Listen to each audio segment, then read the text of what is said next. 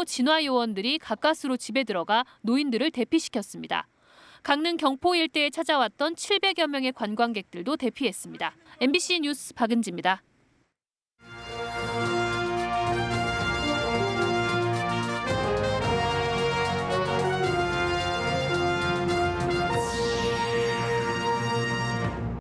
산불 술판 논란과 관련해 김용환 지사가 예고했던 해명 기자회견을 취소했습니다. 야당은 공세의 고삐를 다잡았습니다. 충북 종단열차가 가까스로 부활하게 됐습니다. 실효성을 이유로 예산 투입 중단을 선언했던 충청북도가 마음을 바꿨습니다. 브레이크가 고장난 차량이 불이 붙은 상태로 고속도로를 10km 이상 질주했습니다. 이 차량을 우연히 발견한 경찰이 몸을 던져 막았습니다. 충주에서도 한국전쟁 당시 보도연맹 사건에 대한 유해 발굴이 시작됐습니다. 73년 만에 명예회복의 길이 열렸습니다. 시청자 여러분 안녕하십니까? 계속해서 충북 소식입니다. 산불 술자리 논란이 일고 있는 김용환 충북도지사가 해명을 위한 기자회견을 하려다 돌연 취소했습니다. 산불 와중에 술판을 버린 적이 없는데 일부 언론이 악의적으로 보도하고 있다며 법적 대응을 시사했습니다. 김대웅 기자입니다. 지난달 30일 김용환 충북지사가 맥주잔을 들고 청년들과 술자리에 있습니다. 친일파가 되겠다는 발언의 파문이 가라앉기도 전에 산불 술자리 논란이 일며 비판이 쏟아졌습니다. 김 지사는 최근 논란에 대해 도민과 공무원에게 사과했습니다.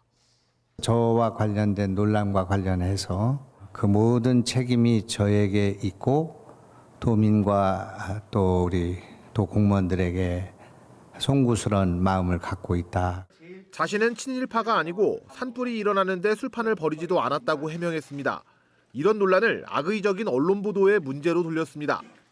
보도에서 일부 지적하는 것처럼 친일파라거나 또는 제가 산불이 일어났는데 가서 술판을 버리는 도지사라면 도지사로서의 자격이 없다고 생각합니다. 김 지사는 이와 관련해 기자회견 일정을 잡았다 돌연 취소했습니다. 윤홍창 대변인을 통해 아직 정리가 안 됐고 어떤 조치를 취해야 할지 검토할 필요가 있다고 전했습니다. 또 법에 물어보고 싶은 심정이라면서 일부 언론 보도에 대한 법률 대응을 시사하기도 했습니다. 윤 대변인은 당일 산불과 관련해 김 지사가 주어진 도지사의 역할을 다했고 청년 모임에 참석해 정책 제안을 받았을 뿐 술판을 벌인 것은 절대 아니라고 해명했습니다. 이 과정에서 과음을 하지 않은 것이 명백한 사실인데 술잔을 입에 댔는지 한 모금을 마셨는지는 사안의 본질이 아니라고 말하기도 했습니다. 하지만 야당은 여전히 반발하고 있습니다. 김 지사의 참모가 처음에는 술을 마시지 않고 물만 마셨다고 해명했고 그 다음에는 입만 댔다고 했다가 이제는 술판을 버린 것은 아니라면서 말을 자꾸 바꾼다고 비판했습니다. 우리 공무원들이 집중할 수 없도록 하는 사람이 바로 김용환 지사예요.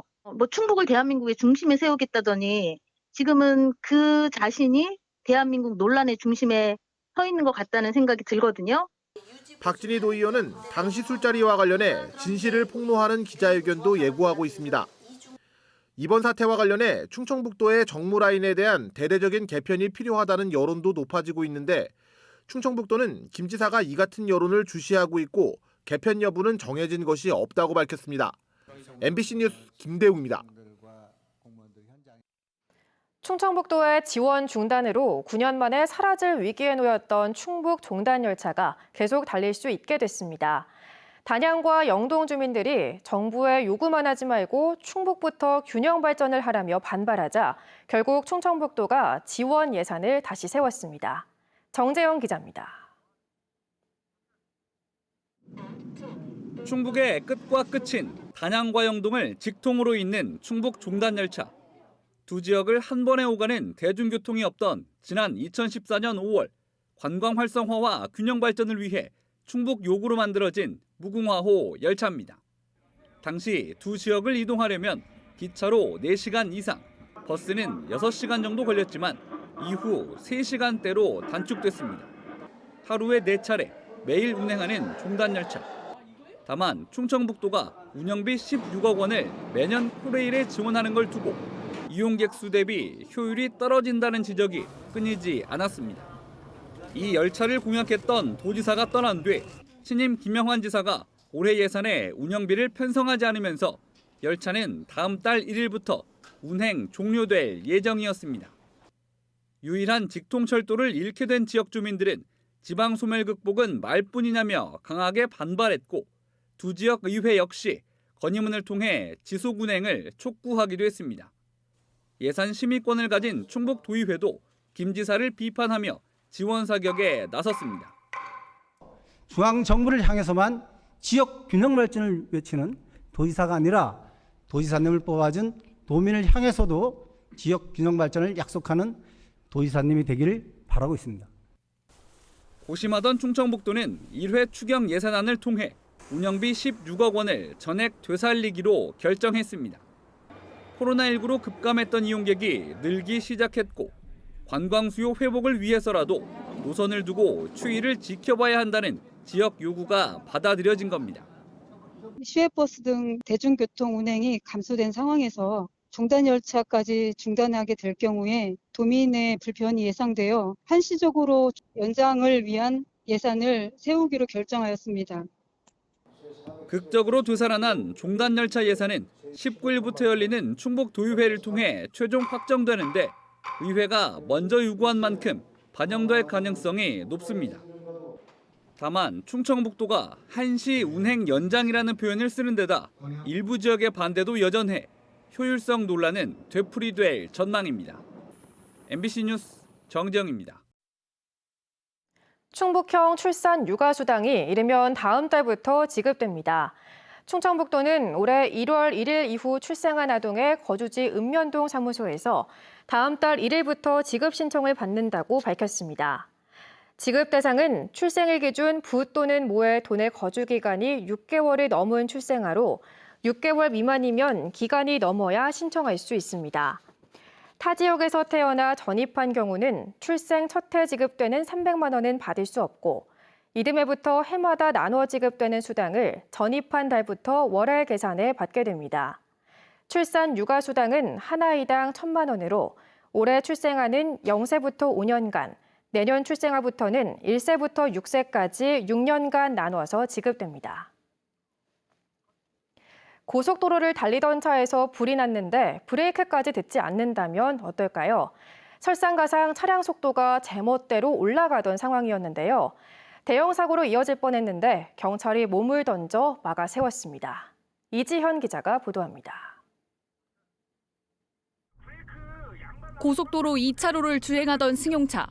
엔진 아래 앞바퀴 부분에서 불꽃이 일기 시작합니다. 설상가상 속도는 제멋대로 올라갑니다. 브레이크는 이미 먹통 상태가 됐습니다.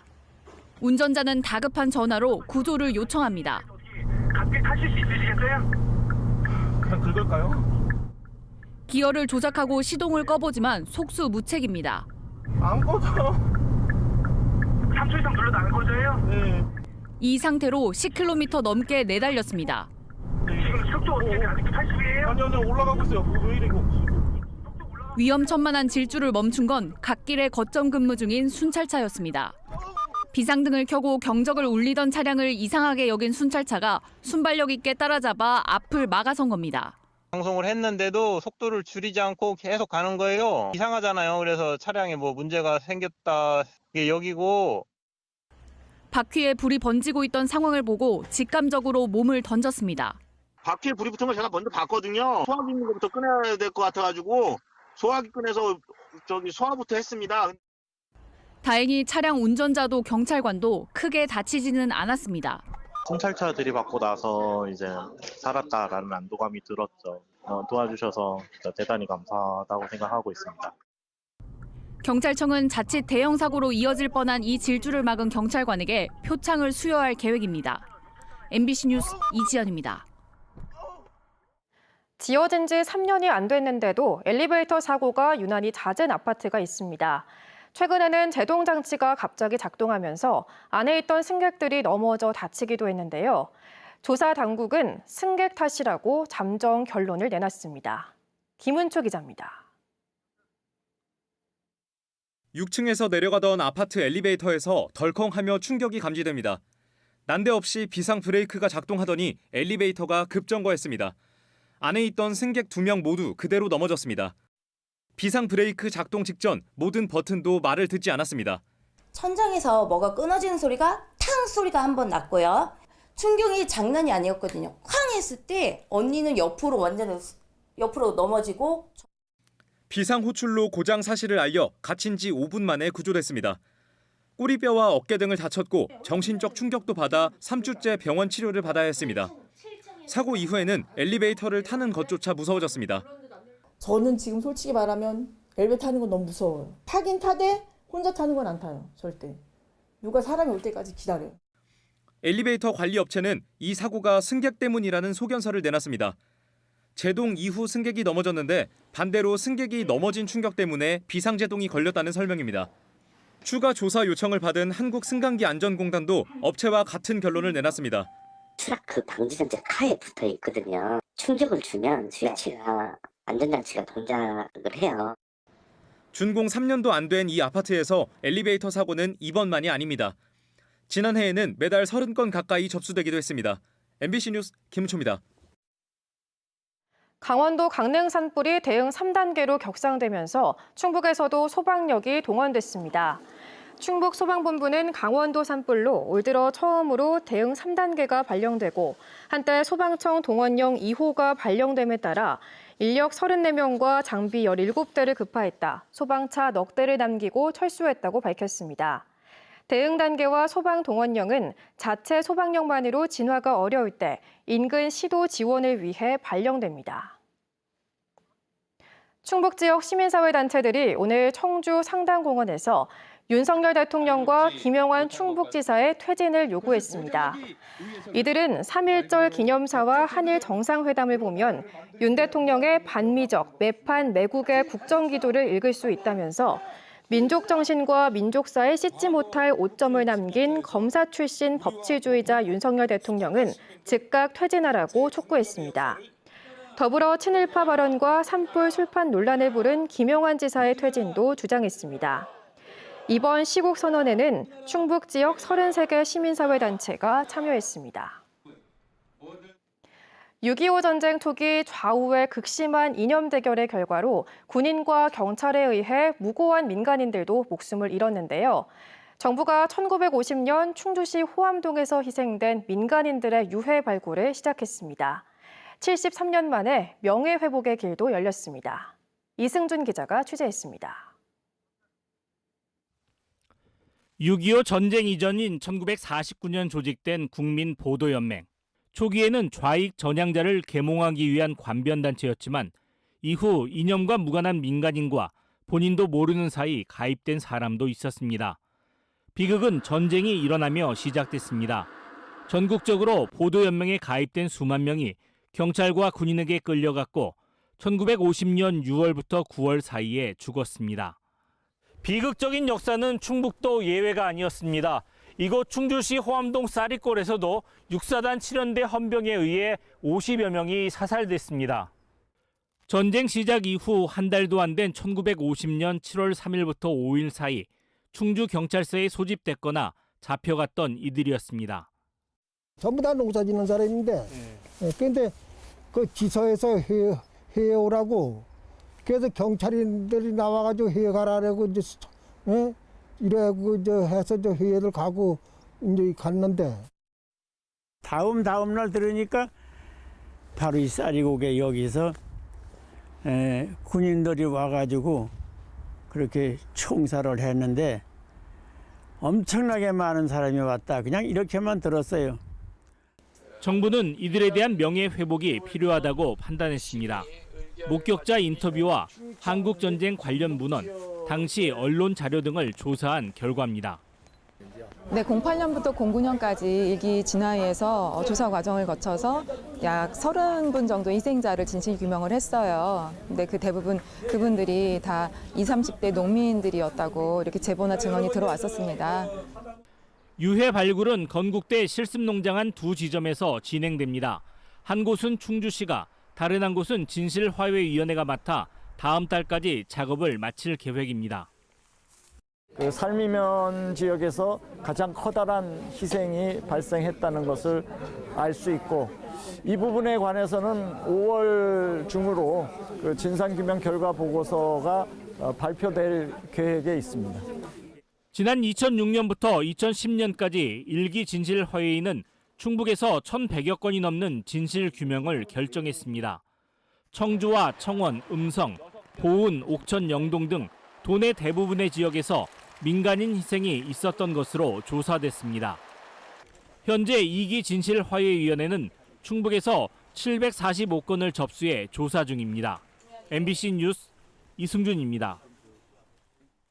청주 지역 대형마트 평일 휴업 여부가 사실상 내일 결정됩니다. 청주시는 내일 유통업 상생발전협의회를 비공개로 열어 현재 일요일인 대형마트 의무 휴업일을 둘째, 넷째 수요일로 변경하는 방안을 최종 논의할 예정입니다. 민주노총 마트산업노조와 참여자치연대가 반대 의견서를 제출한 반면 청주시 온라인 여론수렴 플랫폼 청주시선에서는 전체 참여자 4,900여 명 가운데 66.7%가 의무 휴업일 변경에 찬성했습니다. 제104주년 대한민국 임시정부 수립 기념식이 임시정부 테마기념관이 있는 청남대에서 열렸습니다. 광복회 충북지부 주관으로 열린 기념식에는 김구 선생 등 행정수반 8인의 후손들과 도내 보훈단체장 등이 참석해 독립군가를 제창하며 애국선열의 넋을 기렸습니다. 충청북도는 청주 3.1공원에서 가졌던 임시정부 수립 기념식을 지난해부터 청남대에서 거행하고 있습니다. 청남대 임시정부 기념관에는 행정수반 8인의 역사 기록화와 활동 자료 등 178점의 기록물이 전시돼 있습니다. 권총으로 대통령을 살해하겠다는 인터넷 게시글은 해외 IP를 통해 작성된 것으로 확인됐습니다. 충북경찰청 사이버수사대는 글이 게시된 인터넷 커뮤니티 사이트 서버를 압수수색해 작성자 정보를 확인한 결과 해외 IP를 사용한 것으로 보고 추적 중이라고 밝혔습니다.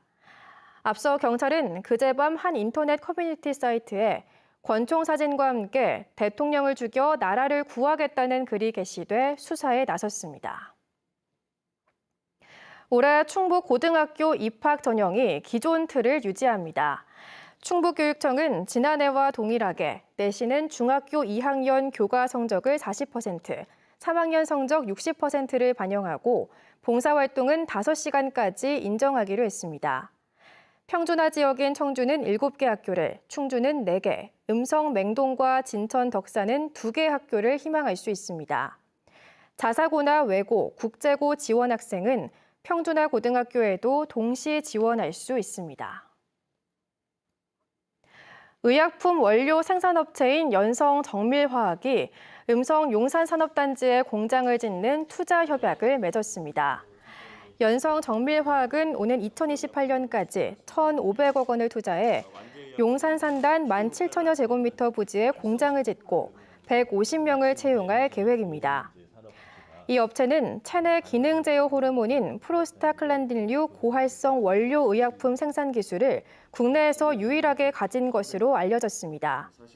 한편 대한산업보건협회도 오는 2026년까지 청주 밀레니엄타운에 충북산업보건센터를 확장 이전하기로 했습니다. 아프리카 돼지열병에 감염된 야생멧돼지 사체가 잇따라 발견되자 보훈군이 드론으로 야생멧돼지 기피제를 살포합니다. 충북 지역 소식 마칩니다. 시청해주신 여러분 고맙습니다.